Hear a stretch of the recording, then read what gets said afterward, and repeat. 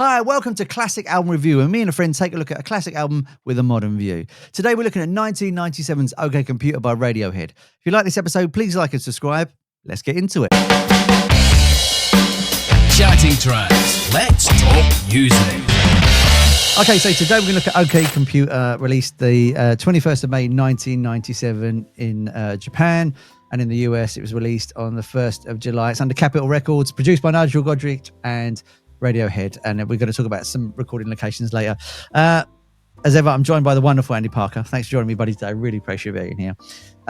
My man from Amsterdam, as he says in Pulp Fiction. Anyway, the album OK Computer has always been around in our ether, and it was a part of our childhood, and I remember it coming out, and I just started working as well, so it's a part of my working career. What do you remember about the album? Do you remember much about it when it came out?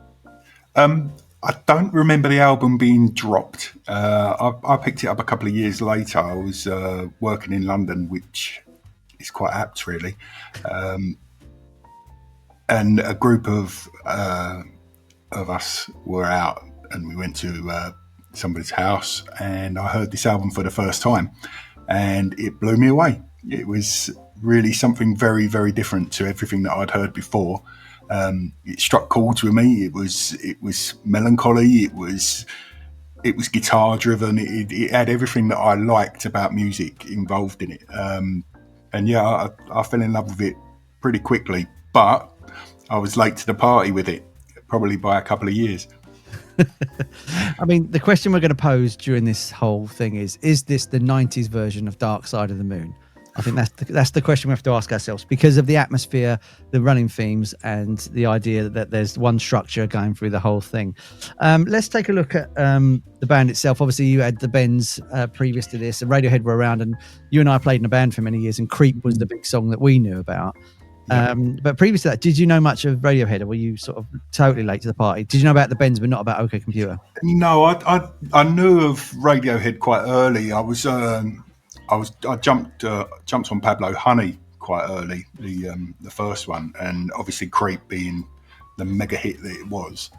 I really loved that song. I don't remember an awful lot about the whole album, but I do remember that song was particularly striking to me, and we covered that quite regularly. I think we can say we butchered it quite regularly. Yeah, well, yeah, maybe. But yeah, I was aware of Radiohead from Pablo Honey, and really, really got involved in them during the Bends, which I think is a great album as well. But this took Radiohead to a completely different level for me. But yeah, they were on my radar for a while. Yeah, this is definitely the album where I was just like, oh, hello, because like you say, Creep the single was very good, but this was the album that really made me like lift my head and go, hang on, that's a new thing now. This is a different world. So it's an interesting album. It's full of lots of ups and down journeys, and we're going to talk about some of the tracks, pretty much most of them on the album anyway. So first up, you've got Airbag. So it's about rebirth, modern salvation, and numbness after a near death. So apparently Tim York was in a car crash, and that's what inspired the song Airbag. So you've got a near-death experience influencing the single of theirs. Apparently, the original title was "An Airbag Saved My Life," a parody of the Last Night DJ Saved My Life. So a bit of humour in it as well, because they're quite funny, Radiohead, when they want to be. But I mean, the start of the album starts straight away on a down note, talking about a crash and an airbag. So you know that sets the tone for the album, doesn't it? And it lets you know this is not going to be a comfortable listen, and it's not going to be an easy listen as well. Yeah, it certainly does, and I think probably that's why I joined the party late with it, because I may well have got involved with it earlier, but heard this and was sort of like, meh, you know. But then when I did sit down and actually listen to it, then yeah, the whole album was perfect. But this particular song, lyrically, is very clever, but like you say, it's very dark, it's very brooding. The theme is uncomfortable, and it's apparently the accident that Tom was involved in led to severe injuries to his then girlfriend as well. So he walked away unscathed, but there were some quite devastating injuries involved in that crash. But yeah, he talks a lot about that accident and refers back to it again later in the album. Yeah, so it's definitely an album of like self-writing of a period of time as well. And it's just interesting. It starts that sort of dark. It basically like goes like, we're going somewhere now, and you're gonna have to follow us or leave. I think that's the vibe you get straight away from that first track. If you don't follow us, then you're on your own. Go away then. Yeah. And it's great. Straight after that, you've got Paranoid Android, which is about anxiety, midlife crisis, and consumerism. It's been called the modern Bohemian Rhapsody. Now, I get why people say that because there's so many moving parts, and it's an amazingly interesting song. Apparently, the middle guitar solo was done in one take as well, so there was multiple takes of it, which makes it just even more special. Key lyrics: ambition makes you look pretty ugly as well. So they're already talking about personal growth and stuff like that. That song, obviously, Paranoid Android is from Hitchhiker's Guide to the Galaxy. Another theme that runs through this album, because obviously it's called OK Computer, which Zaphod People Rock says all the time. OK Computer. So you got that as well. And a lot of it is basically pointing towards that sort of thing as well. So yeah, again, Paranoid Android, a sort of funny song, 6 minutes, with 3 musical movements in it as well. And apparently it was Tom York tried to get in a bar and got pushed out, and it was also so yet again more personal writing about not getting let into a bar creates this masterpiece they're considering Bohemian Rhapsody. Do you think that is a fair criticism to compare those two songs? I think it's a stretch, but I can see why that comparison could be made. This is the longest track on the album. Bohemian Rhapsody is a pretty long track. This does have sections that it moves through. It goes from being quite chaotic and distracting at times, and to really placid and calm and beautifully melodic. Kind of like the human psyche, I suppose. At times we're up and down and all over the place, and yet there are times when it's really calm and laid back. It's really quite clever. So speaks of the fragile mind, I suppose. Do you feel it's lazy to compare it to Bohemian Rhapsody? Yeah, I do, because this song it's not a pop song by any stretch of the imagination. I believe Bohemian Rhapsody is a pop song. It's widely renowned. It's very, very big in the world. Everybody knows Bohemian Rhapsody. I don't think everybody in the world knows Paranoid Android, and I think the reason behind that is this has got more depth to it than Bohemian Rhapsody. I think this says a lot more about society. It says a lot more about the human condition, where I'm not sure Bohemian Rhapsody does that. I look at Bohemian Rhapsody, I'm probably wrong, as being more of a song. This is a story. This is a personal story as well, whereas Bohemian Rhapsody is an epic story, if you like. Yeah. But yeah, this track is the one that really, when I heard the album for the first time fully, this was the song that jumped out and made me really prick up my ears and think what's going on here, because there's it's very cleverly done. It sounds like it's recorded live, and then if you listen to it through your headphones, you can start to hear the intricacies and the depth of what's going on, and that runs throughout this entire album. You can hear it as a piece in a room at volume, and pick up that it's great. It's a great album, great songs. But when you put your headphones on and really fall into the music, it takes on a whole different life. There's so much going on underneath what you actually hear initially, in the cracks and the crevices of the music. It's just incredible. And this song really made me look deeply at this album. It's very, very clever, very good song. I totally agree with what you mean. When the Bohemian Rhapsody comparison is, I see a silhouette of a man, Scaramouche, that's all redundant into a pop song, and you're absolutely right. And then when you get When I Am King, You'll Be First Against the Wall, and sort of ambition makes you look pretty ugly. That's anyone can, in a working environment or a life can relate to that sentiment of when my life gets better or I get promoted, you're done. Yeah. Oh yeah, you're in trouble. Yeah. And you're right. I think that's the definition between the two two versions of those songs. Yeah, that's a great comparison. You just put there, Andy. Brilliant. So after that, we've got Subterranean, Homesick, Alien, about isolation and alienation and escapism. It's a reference to Bob Dylan's Subterranean Homesick Blues. And it's very jazz influenced, Fender Rhodes, dreamy guitar sorts of things. And apparently Tom York said it's a song about he just wanted to be abducted just to escape. So we're wondering then if we're feeling the pressures of being in a band, his own personal life and going like that. But it's a lovely song, really interesting and laid back, isn't it? It's beautiful. Yeah, so this track for me speaks to the overarching theme of the album, the social anxiety. It's very, very. It's a very deep look into social anxiety and the depression that people go through, particularly those working in high anxiety fields, that sort of thing. This one. It's about being separated, isn't it? Really, and wanting to be locked away in a room and never have to speak to anybody or talk to anybody, and just be in that quiet peace with yourself and away from things. Interestingly, early on in the song, he talks about they're all uptight, and then later on, he speaks of himself being uptight as well. I think that's a really nice bookend on this song.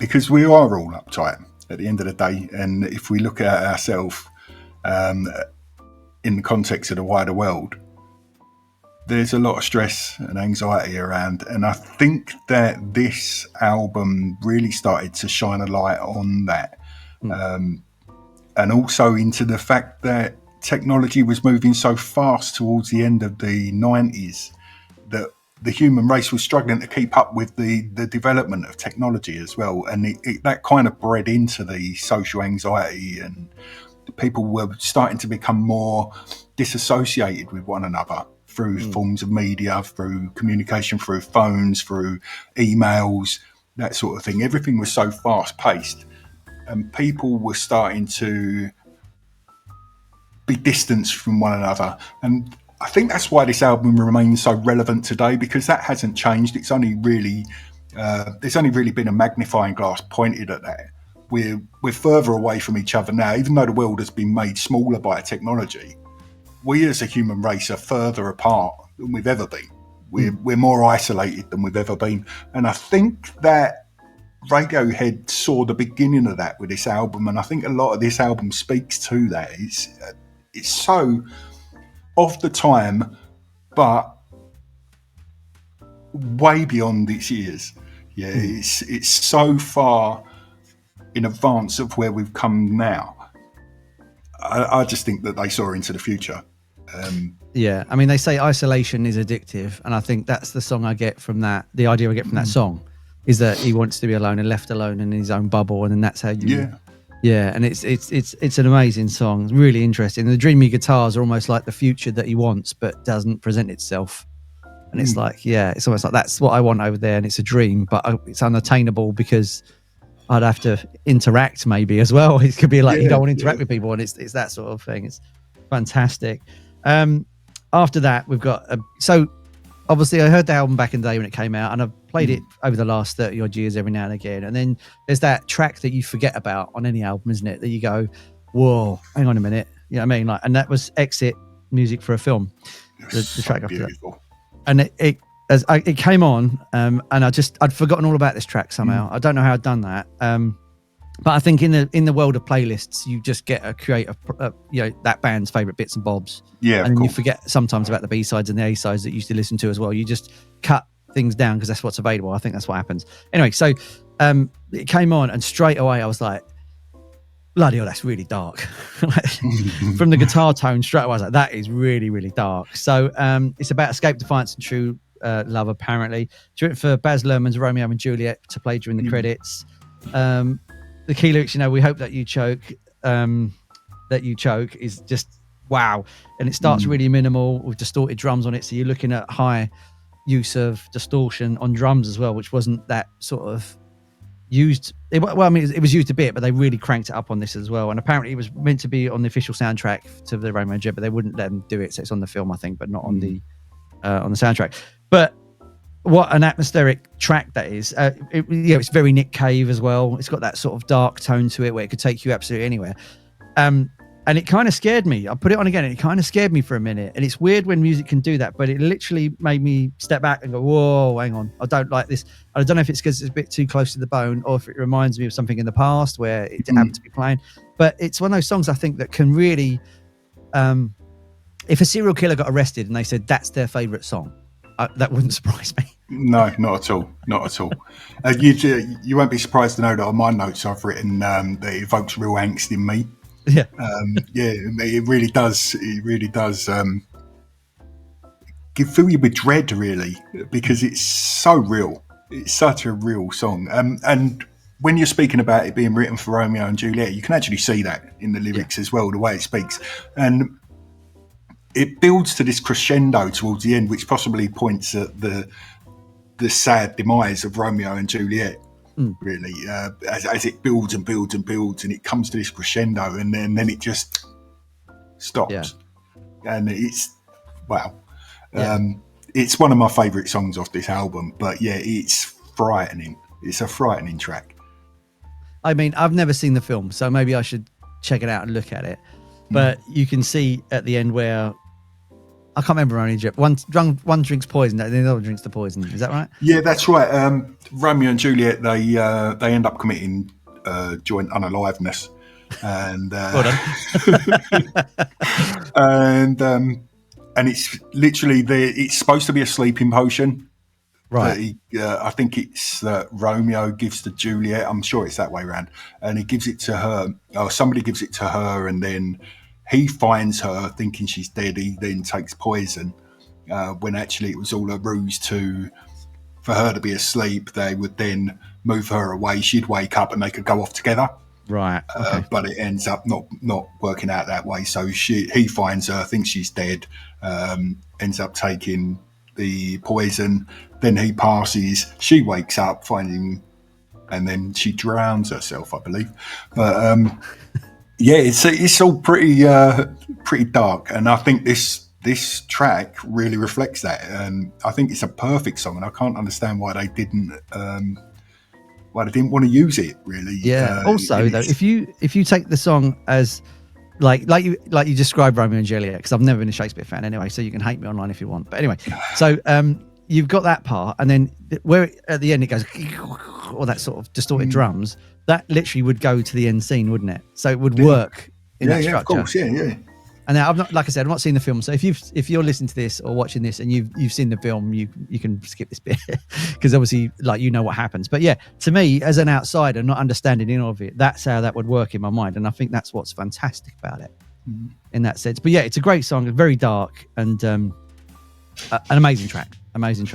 After that, you've got Let Down, which is about everyday despair, emotional numbness. One day I'm going to grow my wings, a chemical reaction, key lyrics there. Layer guitars, polyrhythms, ambient textures, creates a floating feel. So you've got an ambient. After that, if you take the two songs to me now, exit music for a film, and then you've got Let Down, that's almost like unaliving, and then the journey after as a concept. So I wonder if it was put on the album in that sense of that's how that could go next, if you see what I mean. Possibly, that would make sense. Yeah, definitely. This for me takes me back to working in London, because this is the grind. And this song is chaotic. It's almost like commuting. You're stuck in amongst all these people, and you don't want to be there. The chaos is all around you, and you're just another spoke in the wheel, going to do what it is that you're being paid to do. And it's honestly the lyrics. They don't get sentimental. It always ends up drivel. One day I'm going to grow wings. It's just incredible. There's some of my favourite lyrics ever written, really. They're so evocative. And this is the track that when I listened back to it in preparation for this was the earworm for me. Yeah. This is the song that just kept going through my head over and over and over again afterwards. I was humming it at work the other day. It's just singing the lyrics away, and I really like this track. And I'm going to be saying that a lot throughout this, because there's not many tracks on this album that I don't enjoy. It's a really, really clever piece of music. Let Down, good song. Fantastic. Like you said, you have an earworm and a favourite. I think the next track for me, Karma Police, is the one that's my, like, I love the video as well, where they're just driving in a car and a highway and you just see the headlight, like nothing goes on, but it's the most fascinating piece of film in the world. It's a masterpiece. It really is. As a video, it's just up there among the top 5 videos ever made. It's, if not the greatest video ever made. It just does what it says on the tin. Yeah, it's Karma Police. You know, there's this car driving down the road, and all of a sudden you see a guy running away from this car, and then the guy runs out of breath. He stops, and the car backs up to come and give him the one last final thing. He notices on the floor of the trail of petrol, and boom, throws down a match, and then the fire's chasing the car back down. And Karma. It's beautiful. Apparently, this came from a little saying that the band had amongst themselves, and a saying that I've had as well in the past about be careful what you do because the Karma Police will come and get you. Mm. You know, and they wrote this song around that, and I love the idea of the Karma Police. I think it's fantastic. I'm a big believer in karma. I mean, so you got that's what you get when you mess with us as well. So you've got a command, like, as well as if you mess with the band, you're going to get done, which is great as well. They're always threatening the crowd, the critics, everybody, like, and you will get karma if you mess with this band. I love that sort of idea. Is it? York described it as revenge fantasy as well, which is yet again tying into almost Paranoid Android. You know, when I am king, it's that sort of, you know, I'll get you back again, and that sort of vengeance. That's it. There's a lot of recurring themes. Yeah, there's a lot of of revenge stories, and there's a lot of revenge in this, isn't there? When you weigh it up, it's about getting their own back. And it makes you wonder, who have they got the ump with? Who gave me the ump? Who hurt them? What happened? Let's sit down, Tom. Let's have a What happened to you? Talk to me about it. Let's have a chat. But yet again, the atmosphere of the song is lovely. The sound of the acoustic guitars on this track are another level. The way that was recorded is absolutely beautiful. And I love the I don't mean to sound offensive when I say this, but Tom York's almost sloppy vocal on it as well. It's almost sort of like he there's a famous bit of audio where John Lennon's doing Lucy in the Sky with Diamonds, and he's doing it to the meter, and Paul says, no, just swing it, John, swing it. And that's the vocal you get from John Lennon. And to me, this is what Karma Police, the vocal is like, is that sort of swinging, I don't care, because they're going to get you anyway. So, you know, you know what I mean? It's got that almost the way the vocal is sung is telling you there will be an outcome, whether they're directly involved or not. And that's what I think makes that song special for me as well. The way that's sloppy like that. And then you get those sort of in the background, those notes in the background as well, sort of like it's going to be a release when it does happen as well. And I just think the layering vocals on this track, the acoustic guitar, the distorted drums at the end as well, the way it sort of crunches the drums and you get that digital distortion crashing down I think it's a masterpiece of a song. I think it's incredible. It's incredible. Yeah, I agree. It's up there, isn't it? It's one of the greatest songs ever written in terms of what it actually makes you feel. It's brilliant. It is brilliant. And again, we can point back again to the layers in the song. Yeah. You know, the whole production of this album, although, as I said before, on the outside, it sounds like a live album, and it sounds like it's been recorded as they play and that sort of thing. But when you really drill into it, there's so much going on in there. And this song is another one of those, like you say. It sounds like it's a guy with an acoustic guitar who's playing away, doing his bits and pieces, and then there's all this other stuff going. Oh, it's fantastic. It's a masterpiece in multi-layering, is what it is, isn't it? And like you say, earworms. There's so much going on. It's digestible. Like many years ago, I got the Motown records, like 300 of them, with the vocals missing. So like heard it through the grapevine and what's happening and what's going on. And when you then listen to those tracks without the vocal line, there's just a world and a jungle of stuff. And I think this would be the same with this album. Not that you want to, but if you strip Tom York's vocal off this entire album and just add the music, they did it with Queen as well. You just hear the bits that make the whole, that just, you go, bloody hell. Yeah, You know what I mean? absolutely. Like, and it's the same with this, I think. And Karma Police has that about it. If you took the vocal off and just had the music, you just go, bloody hell, listen to what's going on there. The piano as well, in particular. I love the piano sound on that. It's amazing. After that, we get into the strangest song of the album, and I think the most futuristic as well. Now, I couldn't work out if this was before or after Daft Punk as well. So you've got Fitter Happier, which is about consumerists and dystopia and loss of self-esteem. And the key voice is a 90s Macintosh system. So it's from a Macintosh, and it's like fitter, happier, more productive. So so you've got that sort of futuristic prediction that you're going to be a robot of some kind, or robots will be leading the way. And it's not a song as a traditional, it's more of a sort of intermission. But the point is, it's, you know, to me, I remember that before Daft Punk, and I remember before Kanye sampled it and stuff like that. So yet again, were they ahead of the curve with using that as an album technique? So this points back to the Paranoid Android to me. It kind of links in with all that imagery to me. Now, from what I understand of this track, Tom York had this period of time where he was really struggling to get anything down on paper.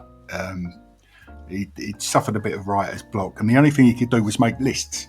And so he was writing things down in this list form. And this particular track is full of so many positives. When you actually listen to it, it's largely a very positive song. But the way it's delivered through that Macintosh voice is so depressing and so disconnected.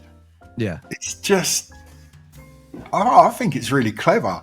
It's not the best song in the world by any, or the best track in the world by any stretch of imagination. But if you really listen to it and kind of understand what's being said against what you're actually hearing, it's really clever. Again, another great piece of production.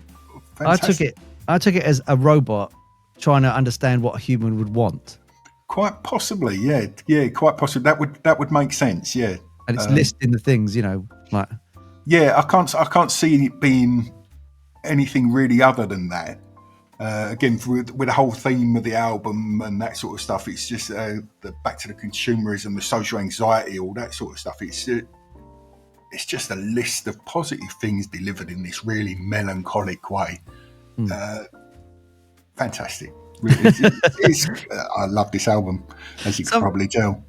Sometimes you could just talk about a song for 5 minutes, or you could just say it's fantastic. It would sum it all up. You don't necessarily have to, because you know we're going in depth, but you could just go, it's fantastic. That's sometimes all you need, isn't it? It's just all you need sometimes. After that, we've got Electioneering, and it's got the key lyric, "I trust I can rely on your vote." And some say it's sort of hark back to the Bends and that sort of Bends era sound. A really interesting song again, and we've gone rocky for the first time really on this album fully, I think, a little bit. What do you reckon? Yeah, very guitar driven, this one. It's got the rock riffs and all sorts going on.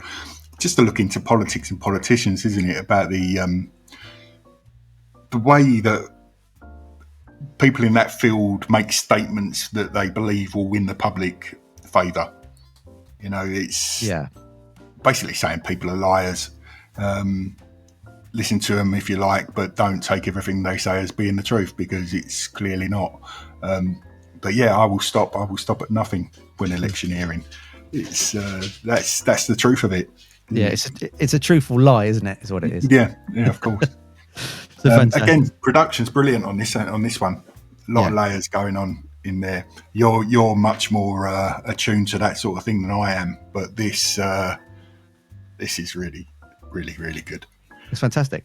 Right, so we're going after that, we've got Climbing Up the Walls, which to me is their version of Every Breath You Take. You know, it's a psychological horror surveillance, psychosis track. Either way you turn, I'll be there is one of the lyrics as well. And apparently it's about Tom York's time volunteering in a mental hospital. And and you've got a 24-piece string section on it as well, and distorted. So you've got this sort of you know, like mental psychosis again coming into records, and it makes you wonder if after this crash that we've had at the start of the album when he's writing, is he then thinking about his life and what he went through, and you get to like climbing the walls and that sort of time, and it's just, to me, it's that sort of stalkery song of, I'll be watching you. It's simple as that. It's that sort of that malevolent force that's always watching you. But a really interesting track. Yeah, it is. It's dark, isn't it? It's it kind of makes me feel like there's some sort of rehabilitation going on in there. And again, it's being put in a room on your own and being away from everything else and climbing the walls. Apparently, Johnny Greenwood wanted to make that string section sound different to Eleanor Rigby. He believed that everything that had been made with strings in it since Eleanor Rigby all sounded like Eleanor Rigby, and he really wanted to move away from that and make it sound like something completely different. And I think he managed to do that. I really do think that for a change, there's an instrument, an orchestral section that sounds completely unlike anything that you've really heard up to that point. It's really, really good. Really good. I mean, again, though, he didn't want to do that, but then he's taken the Beatles ethic of making every track sound slightly different. So he's basically he's accidentally copied it by not copying it. But then doesn't everybody? That's true. Copy the Beatles. That's very true. Yeah. After that, we've got a song with probably one of the most uncomfortable music videos ever made. We've got No Surprises. For those of you that have never seen the video or listened to this, we'll just describe it very quickly. So you've got Tom York with like a goldfish bowl on his head. I presume you would say it is. And then he's singing the lyrics, and it slowly fills with water as he's doing it, and it goes all the way to the top. And it's an amazing video to watch. It's extremely uncomfortable to watch as well. It gives you anxiety just watching it because of the way the water starts filling up, and you see the bubbles coming out of his nose, the air, and stuff like that. But following that, what we're here to talk about is the song, which is amazing. It's about suburban numbness and hidden despair. And then one of the key lyrics is like a handshake of carbon monoxide. So you talk about pollutants and things like that. It's got a glockenspiel on it, playing almost like a lullaby tone on it. And it's just, yet again, like we were talking about Fitter Happier. It's a beautiful song wrapped in tragedy and melancholy at the same time, isn't it? It's got a lot going on in it. And it's just beautiful. It's a beautiful song. It is, yeah, and I'd completely forgotten about the video until you mentioned it just then. That is, like you say, a really uncomfortable video. You can actually see the discomfort in his face as towards the end of the video, because I think that was all took in one shot as well. They did that as a single video.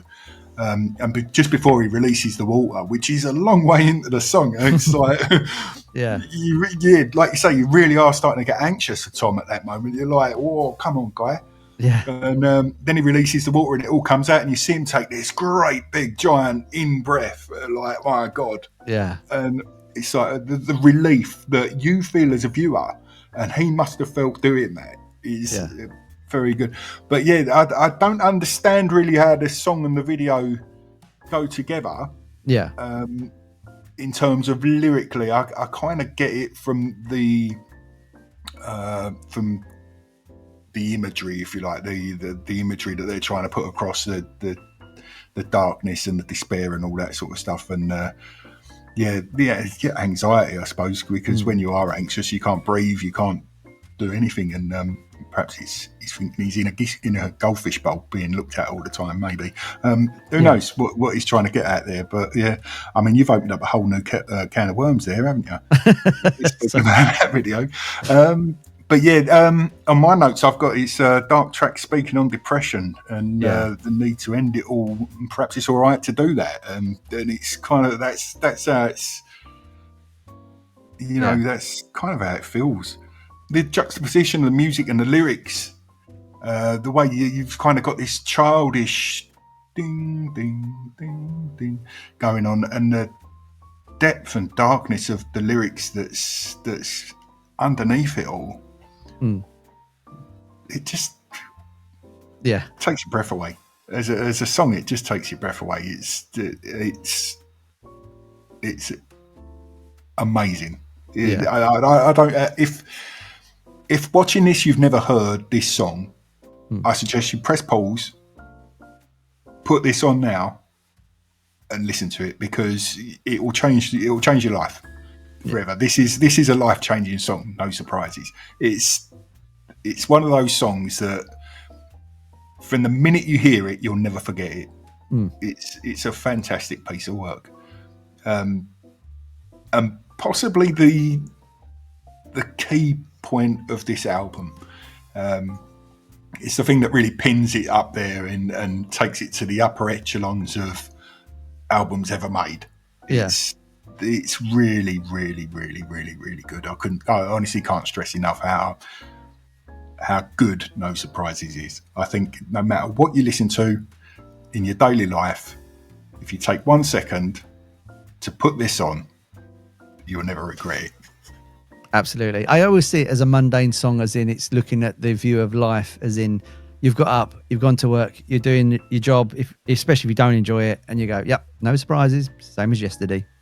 And it's that sort of monotony of reality. Is like, yep, no surprises, nothing good ever happens. It's like, what about the imagery of a heart that's full up like a landfill?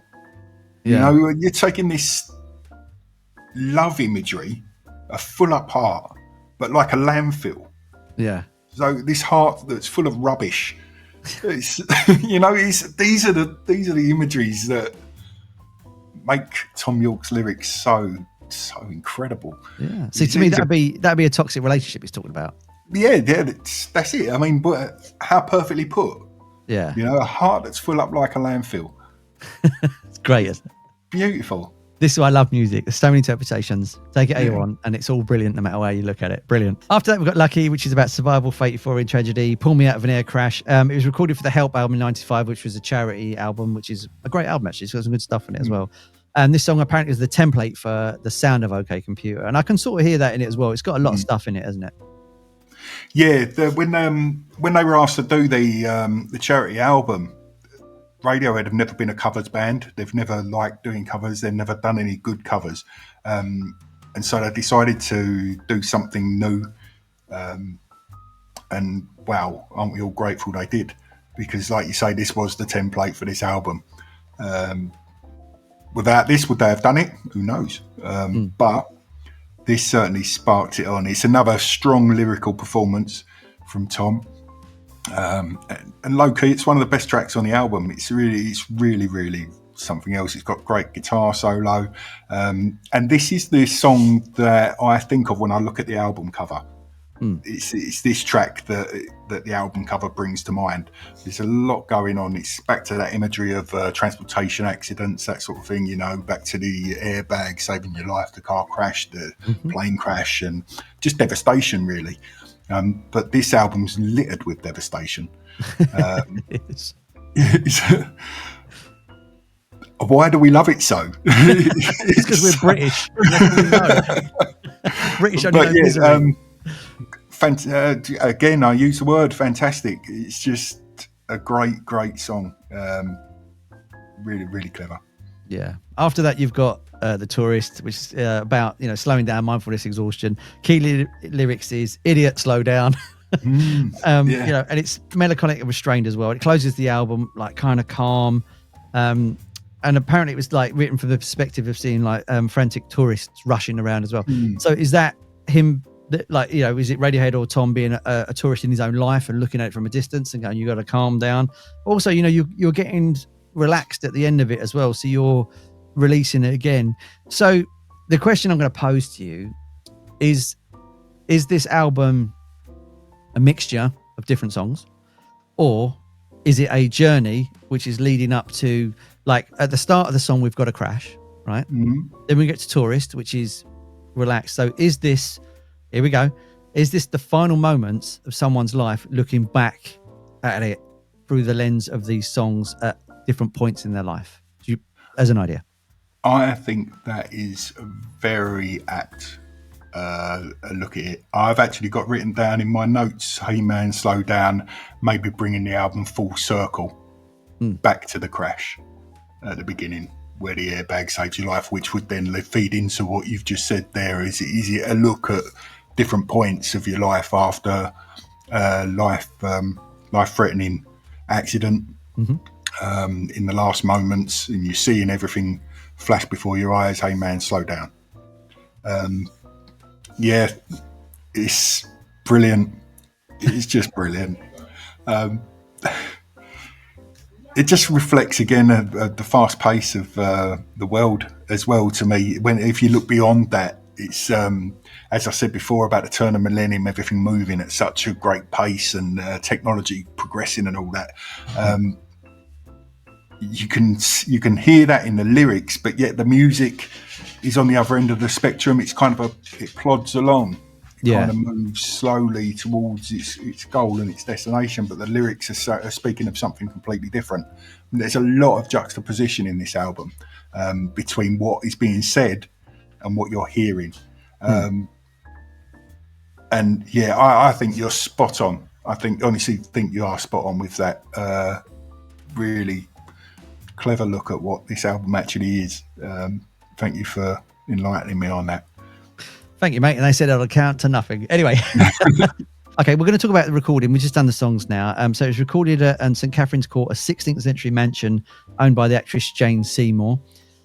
They worked in isolation, recording in the stairwells, hallways, and bathrooms for the natural acoustics. That's why I think this album is so special, because it's not been pumped in by plates and bits and bobs. There's nothing wrong with that sort of technique, but I think this is when you get that really lovely sound. Nigel Godrich did it again, who did the bends, same co-producer. And apparently Tom was having mental health issues during the tour for the bends, and that helped shape the lyrical tone for this album. So I get why he would want to move away to isolation, use natural environments to create sound. I think when they do those sorts of things, where they do use a stairwell and they do use a natural space, you do get a better sound. What do you think on that? Yeah, I think you do. I think a lot of the best albums have been recorded in that fashion. It just gives them a more natural feel, doesn't it? It's really, really, really, really good. So we'll quickly talk about the artwork. So it's created by Tom York and his longtime collaborator Stanley Donwood. They used cut and paste images. A lot of it was corporate logos, interestingly, and road signs, going back to and distorted maps. Yet again, going back to this car theme, plane theme, travel sort of theme as well. It reflects technology and alienation control as well. So, people are telling you the narrative of your own life and where you're going and bits and bobs like that. Yet again, that ties in. The phrase lost child appears multiple times across the booklet and the art. So yet again, we've got this interesting vulnerability as well. Like, where does the lost child come into it? It's an interesting idea, isn't it? Of, is he then the lost child again in society? Yeah, it's another thing that you need to go back and look at the album and see if you can find that, find these Easter eggs in there, isn't it? But the album cover was created by pasting various images over one another. And apparently what they decided was at no point were they going to re-edit it to change any of it, because it's like life. Right. What is put down is what it is. Mistakes can't be erased. They're there and they're there forever. So this was done as this picture was created and it was delivered as created. There was no edits made after it was put down. Really, really great. I mean, there should be more of that sort of stuff. So, David Bowie said it's the most important album since Sgt. Pepper. Do you agree with that? I do, yeah. Okay. Absolutely. I think it's one of the most important albums ever made. I think it stands the test of time. What are we now, 26 years on? And it's still as relevant, if not more relevant than the day it was released. It's really, really, really special. Really fantastic. Special. Does it deserve to be on the top 100 records of all time? It deserves to be in the top 5. Wow. That's how good this album is, in my opinion. Bearing in mind that EMI initially cut the budget because they thought this was going to be a difficult sell as an album. So they lowered their estimations on it and said, yeah, okay, well, you go and make your own album and we'll expect it to do okay. And yet it just exploded. And 5 times platinum in England, and sold around 8 million copies worldwide, something like that, and that was in the first year or something like that. And a critical success. It just went down as being, it was at the time the best alternative album in 1998, and it won Album of the Year the same year.